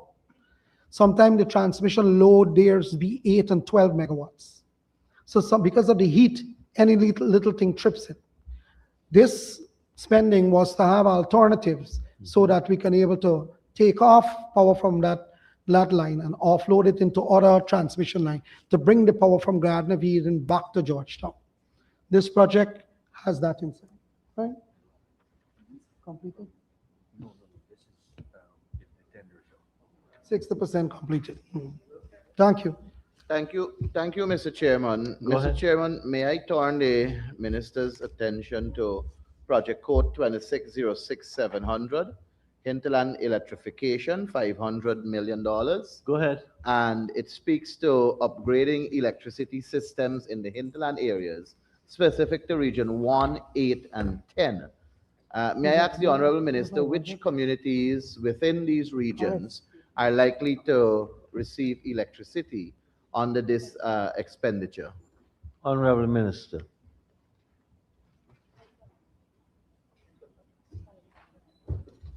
You had it?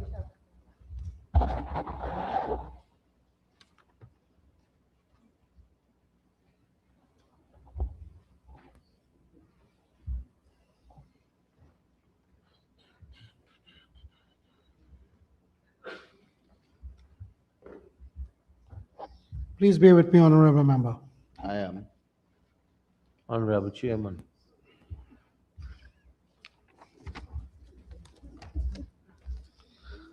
So please allow me to give the disaggregation of that amount to which projects it will fund. So the first thing at Port Kaituma Matthews Ridge, we have 77 million for the installation of new switch gears. This is to accommodate the generators, the additional generators that are going there. and the 6,400 businesses and households that we have up there. So the first area, two areas, Matthews Ridge and Port Kaituma for switch gears. Another 60 million for the installation of a 1.1 megawatt generator at Mabaruma. There's 1,364 businesses and households there. Third is the installation of a 1.1 megawatt generator at Kwakwani Power Station. There's 1,266 between businesses and household there to the cost of 60 million. Citrus Grove and 1 Mile Road, Port Kaituma, the extension of the network of $20 million. Campbelltown Airstrip in Mariam, the extension of the network, another $30 million there. There's 60 unserved households and government buildings in that area. We have 10 million for the upgrade of the electricity network at Matthews Ridge. This is to improve the power supply for 172 between businesses and households. Upgrade of primary circuit in three-phase from Osororo to Wauna, another 30 million to deal with that project. Then there's the installation of a 500 kV power transformer to replace the old one at Maruka for 25 million. Now, let me say about Maruka. Maruka was under the RDC, now it's under the hinterland electrification. So now Maruka is under public utilities. Moving on, a 450 kV generator related switchgear at Maruka for $55 million.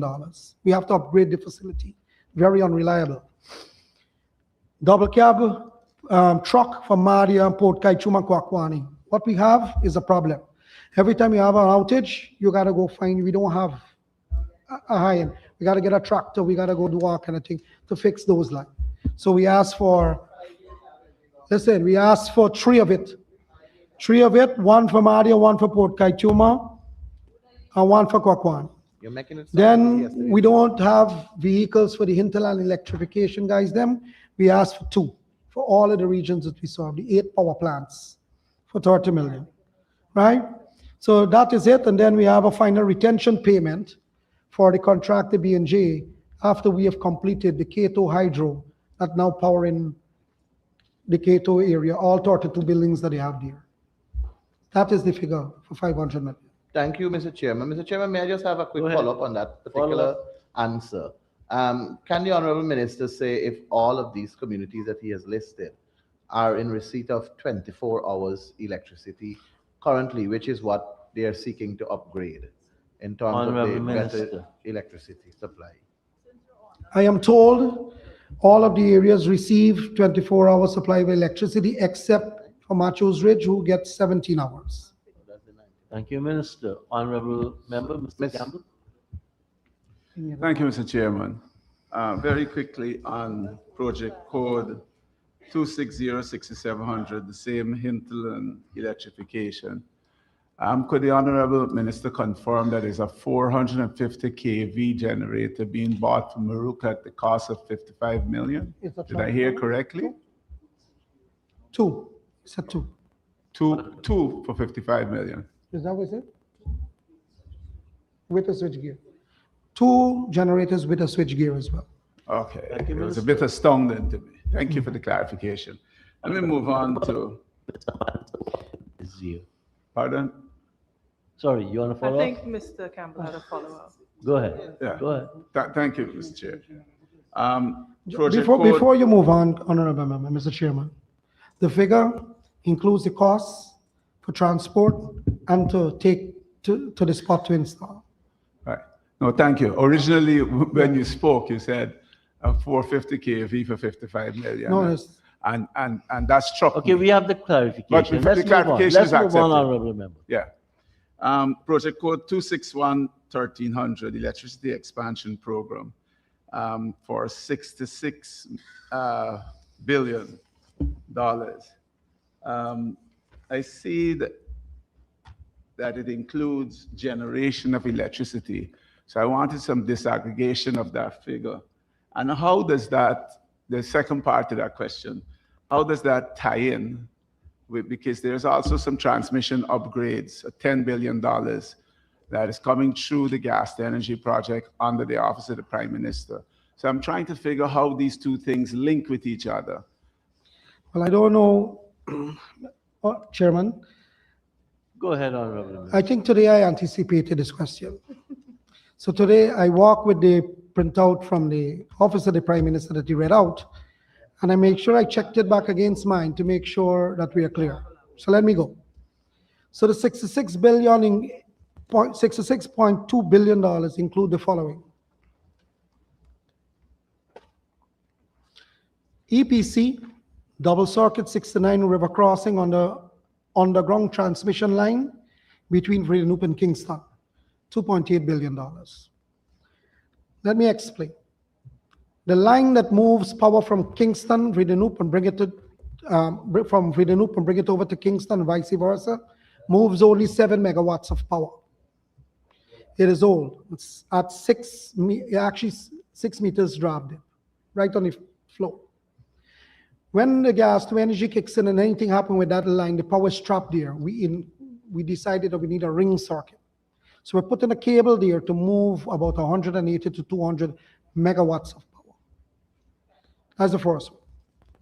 Substation expansion for a cable. So when you bring that cable with so much power, you have to increase the capacity of the substation at Vredenhoop and the substation in Georgetown. That there is $1 billion. Construction of a total of 193 kilometers, 28 separate feeders of 13.8 kV feeder lines across various parts of the country, $2.2 billion. That's 193 kilometers, 28 feeders. That'll tell you the complexity and the amount of work this agency has. Supply of 2 35 MVA 69 kV mobile substation. Mr. Chairman, whenever a truck runs into a pole, feeds back on the substation, it damages the equipment. You can't fix it right away. So we bought one substation already, we're buying 2 more substations. So you could bring these substations, move on some trucks, and you could hook it up whilst you fix the problem.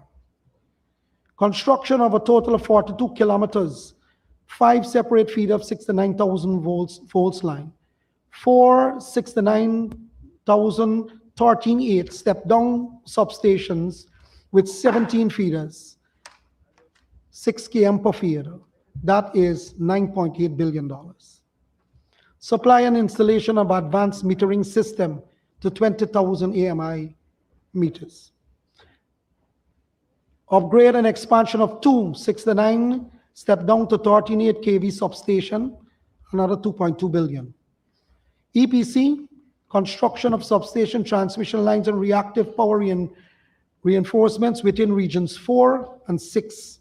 This is $14.1 billion.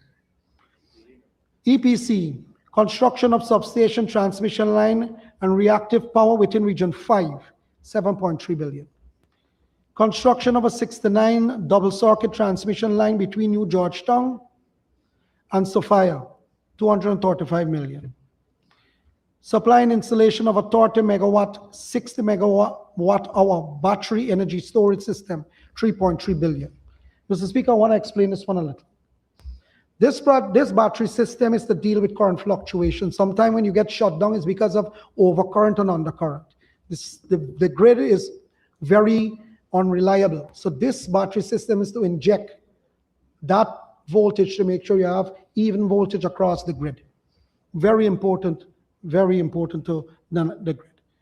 Project management consultancy, $816 million. Owners Engineers Services. GTE system integration with the National Control Center. This one is for a company called ITSS of $31 million. This is the integration, a very highly specialized piece of job. Substation integration with the GN, the National Control Center, and the grid of another $58 million. Saifang is a brand. GTE substation integration with the control center and the grid of $16 million. Saifang is a particular kind of relay we use. Power plant integration between Guyana National Control Center to a company called SEL for $78 million. There is some monies for land acquisition. At this point is $194 million. Because of the lines that we construct, they go on people's places, We have to deal with them to acquire the land to put the transmission line down.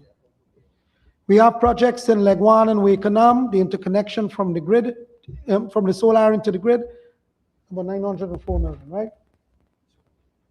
Repairs the Bartica system. The battery is grid following, is not grid forming. So we have to repair the battery. You learned something there, Mr. Man.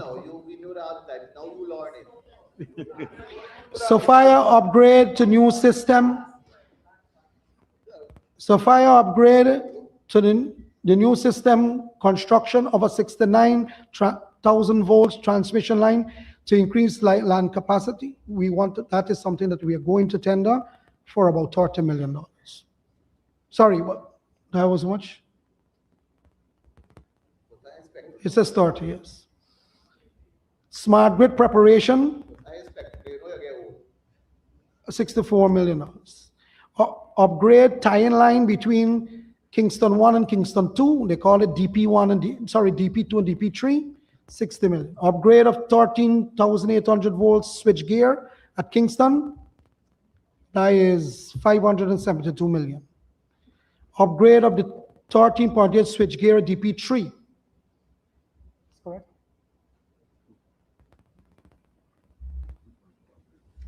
$2.1 billion. Leg 1 power plant switch gear upgrade, 440 million. Unserved areas electrification, 612 million. We also are working to make sure that the other areas that don't have power, and we have to carry power to accommodate industrialization, new housing schemes, second depth, third depth land development, as we have to take power into those areas that people have houses, businesses. We are working with a company to finance that development. So we put an amount of 15 billion in this year's budget to deal with all of that. Those are the areas, like, for example, bringing the power from Linden down to Gardner Eden, and all of those things form part of a big package. Which, Essequibo, he asked the question, I'm giving the answer. Essequibo course is 60 kilometers from Supernam to Charity. The line there is 13,800 volts. And just like every other line, the longer the line, the voltage drop will just go down. We have to carry it up to 69,000 volts. That is one of the major projects under that as well too. And various other T&D extension in Westminster's housing scheme, Tushin, Lookout on the east bank of Essequibo, and a whole host of others. If I continue, we'll spend the rest of the night here. Thank you very much, Honorable Minister. Thank you very much, Honorable Minister. Honorable Member, Mr. Manza. Thank you, Mr. Chair. I just wanted to, but in the interest of time, I'll skip that one. I've heard the minister explicate about the billions of dollars that we're going to have expended. Yet it seems to me that a rat can bite a wire, and we get a notice that the Demerara Berbice interconnected system is shut down. What protections are we putting in place with all of these billions of dollars so that a Yauri can plunge the entire system into black? Honorable Chairman, the honorable member. Now, we were going good all along, and I can respond to that in a snide way too. But I'll say this to you, that these investments is to correct all of those problems, not the rat problem or the man problem or the truck problem. The problem with, let me explain to you what happens with this grid. It seems to me we believe we pull two generators and attach two cars, you will get us Honorable done. Minister, if Not you that. don't want to listen, explain to me. Mr. Speaker,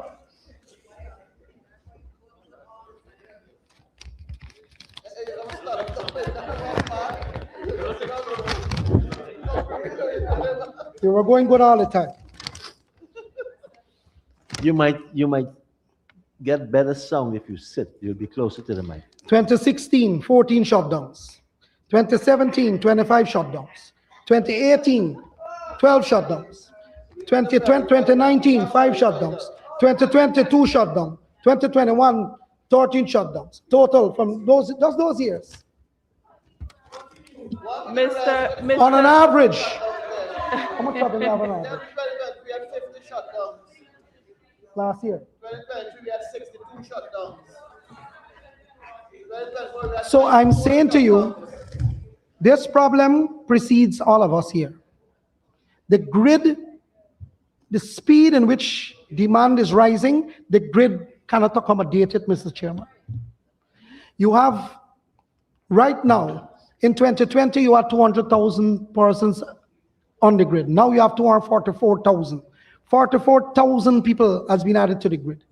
The speed in which we are investing, the demand is outstripping it. That is why we ask for all of these, as the honorable member said, billions. And it's still, we have to fix it. Let me explain to you. If a rat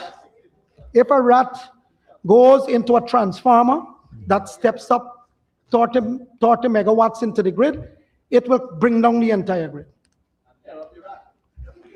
If a truck jams the wire and it feeds back into the substation and the substation shut down, the entire line that carries, if it's 20, 30 megawatts, comes down, it collapses the whole system. That is what you've been dealing with for years. This investment is to fix it. If you have a stronger backbone, which is what we're doing, the list that I read out, the backbone of the grid is now 230,000 volts. It's not 69,000 volts. It's 230,000 volts. It makes it more resilient. The other part of it is that the engines that you use in Guyana is what you call reciprocating engine. They step up. The load, it generates because it's injectors, so it steps up. It takes a while to step up. So when it shuts down, it takes a while to step up. What we are doing is we are switching the technology into turbine technology. So the gas comes to a turbine with a whole lot of gears. It works 8 to 6 times faster than a reciprocating engine. So if you have a shock to the system, it pushes back the power quickly. So you won't have these kind of shutdown.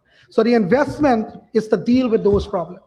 Thank you, Honorable Member, for that. I think it's would too, important Mahia. that the people of Guyana understand exactly where the taxpayers' money is going. I note that you were quick to know the number of shutdowns that you had within a particular period of time, but we will also recall that your government was in power for 20-something years before that. Honorable member, Thank you, Mr. Chair. No more questions. Mr. Chair, Honorable member, Mr. Andrews. Mr. Chair, the same program we're at. The question is, I'm happy for the upgrades. We really need it. But over a 3-year period, this will cost us almost $1.1 billion US, that is. The question is, what percentage, expansion aside, what percentage of our grid would be upgraded as a result of this investment? Mr. Chairman, this is the whole grid. Thank you, sir. This is moving bulk power. Thank you, sir. Thank you, sir. I'm happy that it's the entire grid. Honorable member, Mr. Duncan. Thank you very much. Falling Thank you apart. very much, Mr. Chairman. I want to follow up on the Honorable Amanzo Walton Nazir's question, and then I have another question on the line item here. The Honorable Minister was so gracious to put some of the figures over the pre-2020 period. I want to refer to the 2024 Public Utility Commission's report, which said in that very year they had missed 7 of 8 key performance standards, covering outage frequency, outage duration, system losses, and other core services matrix. Hours of power outages in just the previous year.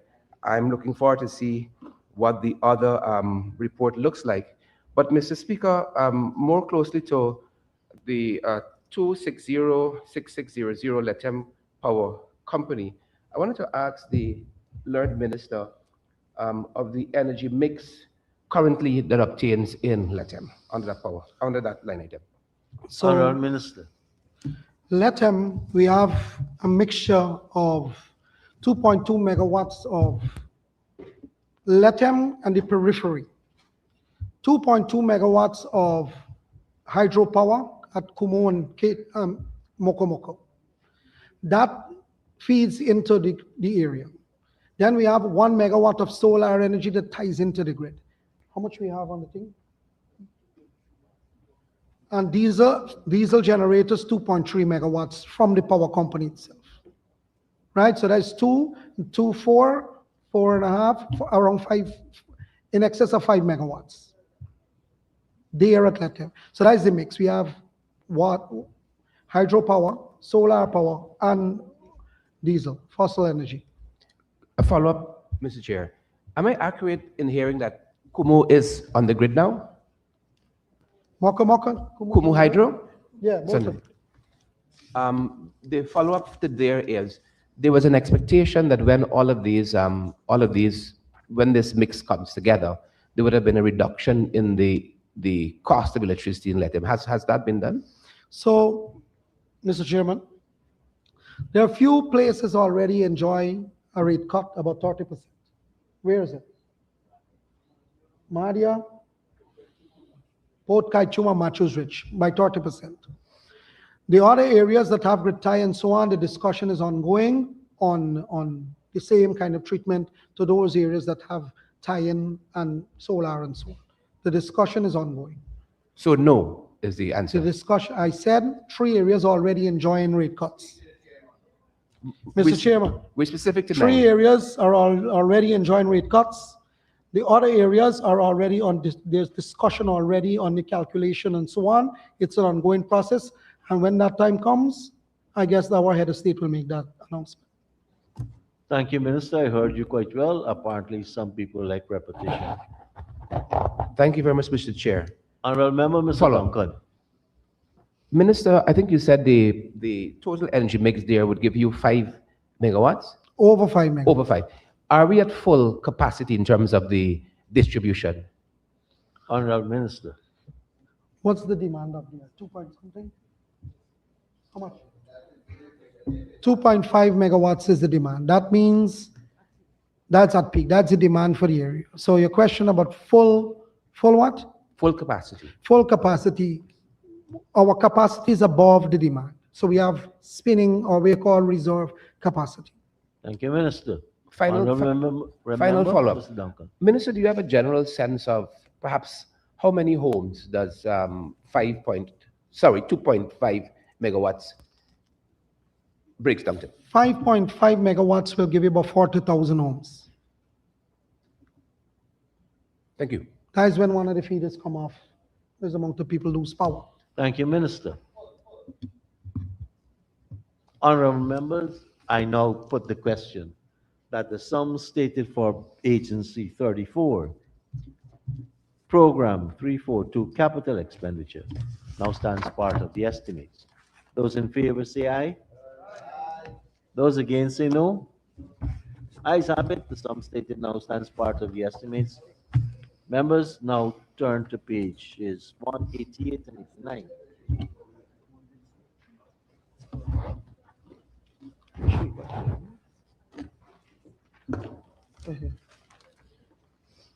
And I propose the question that the sum stated for Agency 34, Program 343, Water Services, current expenditure, now stands part of the estimates. Thank you, Mr. Chair. And we recognize former Minister Sheikh Baksh in the well. Yeah.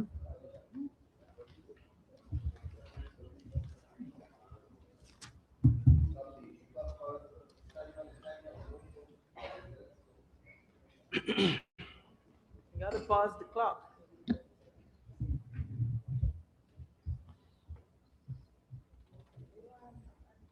And we have 35 minutes remaining.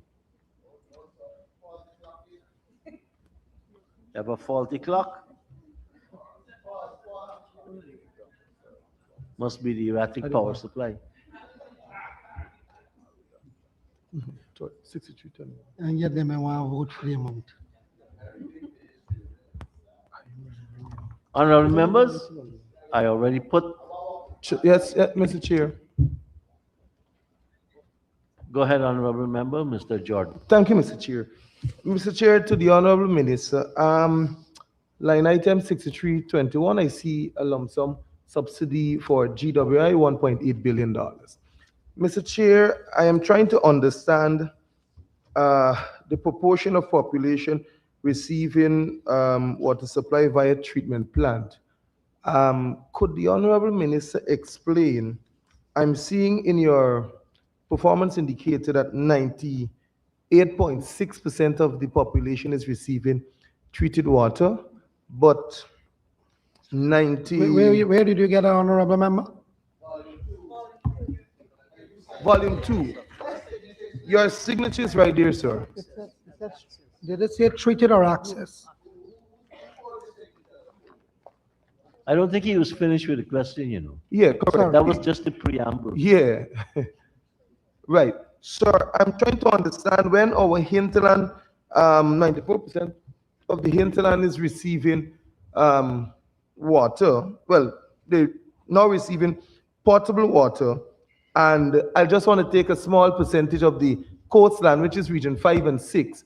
A large percentage of region 5 and 6 is not yet receiving treated water. How did we arrive at 98% of the country of this population receiving treated water? Well, you know, Go ahead, sure Minister. you're reading? I don't know. I'm telling you. All right, It let me says read. access to water. 98.3. 9.6. Okay, number 4, proportion of population receiving water via a water treatment plant. Let me see that. 98.6%. And for 2026, you have 99%. So I'm trying to understand how many treatment plants do we have across the country?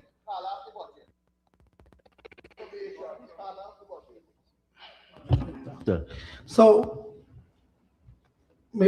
could you find it for me? But let me just restate the facts that I know it, and as Mr. Bashas reconfirm it. 98% is for access to water. In the hinterland, we have 96% access to water. On the coastland, we have how much? 98% access. The treatment part of it on the coastland is about 80% now, right? It's about 80% on the coastland. That's when we're now putting in the treatment plants. Mr. Chair, I am kind of, Mr. Chair, at number 4, the book, and if you can follow with me, sir. Okay, give me the page, I'll follow On with you. page 160, it states proportion of population receiving water supply via a water treatment plant is 98.6. And I am saying 90% of region 5 alone. Which page are you reading from there? Page 160, sir. And if I take region 5 alone, sir, we have only one water treatment plant. So region 5 alone failed the test. Georgetown, we still getting this Marby thing since it was about. Don't get riled up, comrade. Okay, please allow the Honorable Minister to have access to the information which falls under his ministry. Where is he reading from, man? I don't know. Volume 2, page 160.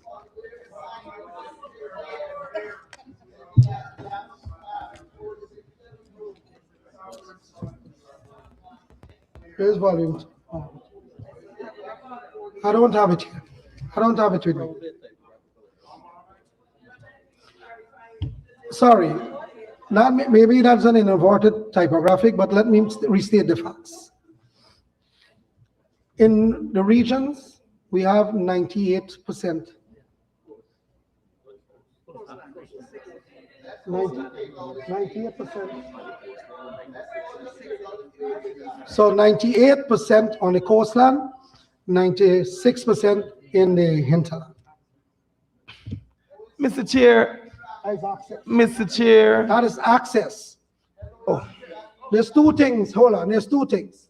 There's access and there's treated water. So I'm giving you the access. The treated water now, 80% on the coastline and how much on the hinterland? We're now advancing that program but the difference is, comrade, the difference is in the hinterland in Region 9 and Region 8 and those places, when you go and you drill the well, the water doesn't have the iron content as you have on the coast. It's like you're drinking treated water. I've been there. I went to Karasaba and everything. You drink it from there. Right? So on the coastland is where the treatment plant is needed to rid the iron content. Mr. Honorable Chair. Member, Mr. Jordan. Mr. Chair, I spent 11 years at GWI. And I'm trying to understand what the minister is telling me. If it is water via water treatment plant, you cannot tell me nowhere in the hinterland is receiving treated water, Mr. Speaker. We just said Mr. Chair, that. no. Allow me, Honorable Minister.